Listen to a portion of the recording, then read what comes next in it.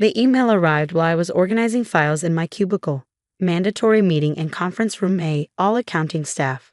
I glanced at my sister Sarah's office, her nameplate gleaming with senior financial manager, while mine read simply account coordinator. She caught my eye through the glass walls and smirked, adjusting her designer blazer. I was used to her condescension. Ever since I chose to start working right after high school instead of going to college like her, Sarah had treated me like I was beneath her. When she helped me get an entry-level position at her company 2 years ago, she made sure everyone knew it was charity for my uneducated sister. What I never told her was that while she spent 4 years getting her finance degree, I'd been taking online courses in forensic accounting and computer security. My entry-level position was perfect for what I really wanted to learn: how money actually flowed through major corporations. The conference room was packed when I arrived. Sarah stood at the front with our CEO, Mr. Richardson, looking grave. "We've discovered significant discrepancies in our accounts," she announced. $50,000 is missing, and we traced the unauthorized access to someone in this room. My heart started pounding as she clicked to the next slide, showing login records from my employee ID. "The evidence is clear," she continued, her voice dripping with fake regret. "My own sister, who I gave a chance despite her limited qualifications, has betrayed that trust." Security guards appeared at the door as Sarah's words hung in the air. "We've already contacted the police," she added. "Though I'm willing to show mercy if you confess now, Lisa." I stayed silent, my hands steady as I gathered my belongings. I'd seen this coming for weeks, the way Sarah had been asking me to cover extra shifts, insisting I use her computer since mine was being upgraded. I documented everything, including the keylogger I discovered installed on my workstation last week. As security escorted me out, Sarah's voice carried down the hallway. "I guess it's true what they say about uneducated people. They always resort to stealing." What Sarah didn't know was that I'd been quietly building my case for months. The day she helped me get hired, I noticed irregularities in the company's books, patterns that suggested long-term embezzlement. I'd started tracking everything, watching as small discrepancies grew into larger ones, all leading back to one source: my perfect, educated sister. I spent that evening in my apartment, not crying as Sarah probably expected, but organizing my evidence. The keylogger she planted had been child's play to detect and document. I let it stay, curious to see her next move. Sure enough, she used it to frame me for transfers she'd been making for years. My phone rang around midnight, a number I didn't recognize. "Ms. Lisa Thompson, this is Charles Richardson." The CEO's voice was different from his office persona, sharper, more focused. "I saw something interesting on our security cameras today. Something about your sister installing software on your computer last week. Would you be willing to meet me tomorrow morning?" I smiled, thinking of the evidence folder on my encrypted drive. "Of course, Mr. Richardson. I have some things you might want to see as well." The next morning, I arrived at a small cafe far from the office. Mr. Richardson was already there, along with a woman he introduced as Deanna Chen from corporate security. "We've been investigating financial irregularities for months," Diana explained. "But someone was always one step ahead, covering their tracks. Until you arrived." I pulled out my laptop. 2 years ago, Sarah helped me get hired because she needed access to a clean employee ID for larger transfers. She'd been skimming small amounts for years, but she was getting greedy. She didn't think her uneducated sister would notice the patterns. Diana's eyes widened as I walked them through my documentation. Years of suspicious transfers, all technically authorized but just irregular enough to raise flags if you knew where to look. Sarah's perfect record had protected her from surface-level audits, but she'd gotten sloppy once she thought she had me as a scapegoat. "The police are already investigating," Mr. Richardson said quietly. "But we needed this: proof of premeditation, documentation of her methods. The hidden camera footage of her installing that keylogger was damning. But this," he gestured at my carefully organized evidence, "this shows the whole pattern." I nodded, then played my final card. "There's something else you should see." I pulled up records of identical patterns at Sarah's previous 2 employers, smaller amounts but the same methods. "I think you'll find she's been doing this for quite a while." My phone buzzed with a text from Sarah. "I hope you're happy living on unemployment. No one will hire a thief." I shoved it to Mr. Richardson, who actually chuckled. "She still has no idea. Does she? My sister always assumed that without a college degree, I was stupid, I replied. She never bothered to check what I was actually learning all these years. That afternoon, Sarah was arrested at her desk. I watched from Mr. Richardson's office as she was escorted out, screaming about mistakes and family loyalty. Her designer blazer didn't look quite so impressive with handcuffs as an accessory. The evidence was overwhelming. The keylogger she'd installed had captured her own login credentials, which she'd used to make transfers under my name. The hidden cameras showed her accessing my computer after hours, and my documentation provided the historical pattern that turned a single instance of fraud into a career-long crime spree. As Sarah was led away, I received another text, this time from our mother. How could you do this to your sister? She gave you a job when no one else would. I didn't respond. They'd never believed in me anyway. Mr. Richardson cleared his throat. Miss Thompson, we find ourselves in need of a new senior financial manager, someone with experience in forensic accounting and a demonstrated ability to detect fraud. Would you be interested? I thought of Sarah's nameplate, her designer clothes, her constant reminders of my limited qualifications. I'd need to finish my certification first, I replied. I'm only 2 classes away. He smiled. Take all the time you need. The position will be waiting. That evening, as I packed up Sarah's office, now mine, I found a photo from her college graduation. She was beaming at the camera, holding her diploma like a shield. She'd spent years building an image of success while slowly stealing from every company that trusted her.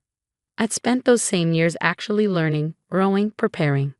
The next text from Sarah came from county jail. You have to help me. I'm your sister. I placed her graduation photo in a box with her nameplate and designer blazer. The police would probably want them as evidence. No, I typed back. I don't have to do anything. Educated people should know better than to commit fraud. Then I sat down at my new desk, opened my laptop, and started reviewing the company's security protocols. There was work to be done, and I'd earned my place at the table, no degree required. Updates from the prosecutor's office arrived regularly over the next few weeks. Sarah's previous employers were pressing charges, her perfect reputation crumbling as each new investigation uncovered more theft. Our parents, finally forced to face the truth about their golden child, stopped offending her and stopped attacking me. Mr. Richardson implemented every security recommendation I made, and the board approved a complete overhaul of our financial monitoring systems. I still attended my online classes, but now the company was paying for them. Turns out experience and skill matter more than how you got them. Sarah's preliminary hearing was scheduled for next month. Her lawyer had reached out, suggesting I speak on her behalf about our close family bond. I declined. The evidence would speak for itself, just as it had all along. My new nameplate arrived today. Lisa Thompson, Senior Financial Manager and Security Compliance Director. Not bad for someone who chose a different path to success. Sometimes the best revenge isn't about getting even. It's about proving them wrong all along. Sarah's preliminary hearing fell on a rainy Tuesday morning. I sat in the back of the courtroom, watching my sister shuffle and wearing an orange jumpsuit instead of her usual designer clothes. She'd lost weight in county jail, and her carefully maintained highlights were showing dark roots. When she spotted me, she mouthed, "Please help me," but I kept my face neutral and opened my laptop to take notes. The evidence presentation took hours. Deanna Chen testified of the security footage, walking the court through clips of Sarah installing the keylogger after hours. The forensic accountant I'd hired presented my documentation, now expanded with records from her previous employers. Each slide showed the same pattern. Small discrepancies growing larger, all traced back to Sarah's access credentials. During a break, our mother approached me in the hallway. She looked older than I remembered, her confident posture replaced by a worried slouch. "Lisa, please," she begged. "Sarah made a mistake, but she's still your sister. If you speak as a character witness, maybe." "A mistake?" I interrupted quietly. "She stole over $200,000 from 3 different companies. She tried to frame me for it. She would have let me go to jail, Mom. That's not a mistake. That's who she is. But she helped you get a job. Without her, I would have found another way to succeed. I always do." I gathered my belongings. She didn't help me get that job out of kindness. She needed someone to take the fall when she got caught. The only mistake she made was underestimating me. Back in the courtroom, Sarah's lawyer tried arguing that her previously exemplary character should be considered. The prosecutor countered by playing the security footage audio of Sarah, mocking my education while setting me up to take the blame. The judge's expression hardened with each recording. "Your Honor," Sarah's lawyer attempted, "my client's sister holds a senior position at the company now. Surely that demonstrates the family's commitment to." "Ms. Thompson earned that position by uncovering your client's crimes," the prosecutor interrupted. "The same crimes Ms. Sarah Thompson tried to pin on her sister because she assumed no one would believe someone without a college degree." Sarah crumbled visibly at that, finally seeing how completely her plan had backfired. The preliminary hearing ended with her case bound over for trial, bail denied due to flight risk. As she was led away, she called out, "Lisa, I'm sorry. I didn't mean." I packed up my laptop and left without looking back. The next few months brought changes I never expected. Mr. Richardson promoted me to Vice President of Financial Security, creating a new department focused on preventing exactly the kind of fraud Sarah had committed. My story spread through industry circles, leading to consulting requests from other companies wanting to audit their security protocols. Sarah's former colleagues, who'd once looked down on me at her urging, now sought my advice on career development. "College isn't the only path to success," I told them. "It's about what you learn, not where you learn it." The prosecution offered Sarah a plea deal, 15 years with possibility of parole after 7, in exchange for a full confession. She took it, probably hoping to maintain some control over the narrative. But her confession revealed even more than we'd known. She'd started stealing in college, using student organization funds to maintain her expensive lifestyle. After graduation, she refined her methods, always staying just ahead of detection, until she decided to set me up as her fall guy. The day of her sentencing, I finally agreed to meet her in the holding cell.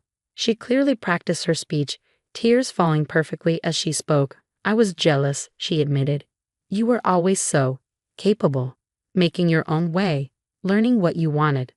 I had to follow Mom and Dad's perfect plan, get the perfect degree, live the perfect life. But it was never enough. So you decided to steal what you couldn't earn," I finished, "and blame it on me because you thought no one would believe I could catch you." "I'm your sister," she whispered. "Doesn't that mean anything?" I stood up. "It meant something when you helped me get hired.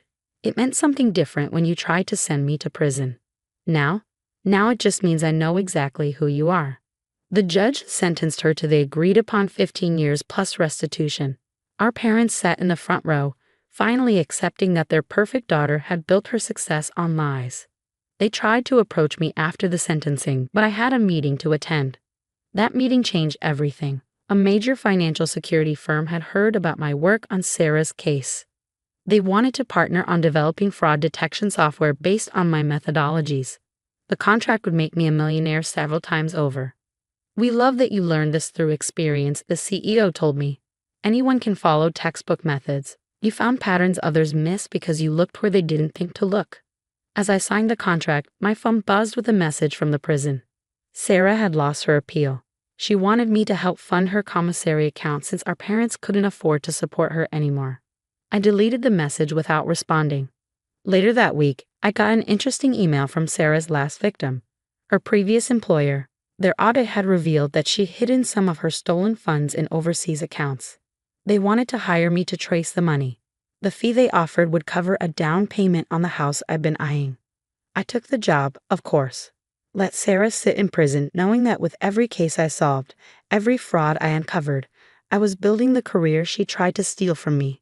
Her perfect degree hung on a prison wall, while my experience opened doors she never even knew existed. Our parents finally stopped trying to contact me after I blocked their numbers. They'd spent years praising Sarah's academic achievements while dismissing my practical experience. Now they could spend years visiting her in prison while reading about my success in the financial press. 5 years after Sarah's arrest, I stood at a podium accepting an industry award for innovation in financial security. My online degree hung in my office alongside certificates from specialized training programs, proof that education comes in many forms. A reporter asked about my unusual career path. "Success isn't about where you start," I told her. "It's about paying attention, learning constantly, and being ready when opportunity appears." Sometimes the best opportunities come disguised as someone else's attempt to destroy you. Sarah still writes sometimes through the prison email system. She's teaching other inmates about finance, she says. Claims she's changed. Maybe she has. But her last email caught my attention. I'll be up for parole in 2 years. I've learned so much from my mistake. Maybe you could hire me. Give me a chance I once gave you. I archived the email without responding. Some lessons take longer to learn than others. Sarah taught me that family isn't about blood. It's about trust. She broke that trust, and all the degrees in the world can't repair it. My new fraud detection software launches next month. It's designed to catch exactly the kind of schemes Sarah used to commit. In the end, her attempt to destroy me gave me the knowledge to help others protect themselves. That's a kind of justice even she couldn't steal. The company's annual report came out yesterday. There's a whole section about our new security protocols, complete with a photo of me at my desk. No designer clothes, no fake smile. Just the quiet confidence of someone who knows exactly what she's worth. Sarah will probably see it in the prison library. I wonder if she'll finally understand that she never gave me a chance. She gave me a target, and I've spent every day since then proving that the best revenge isn't just success. It's success they never saw coming.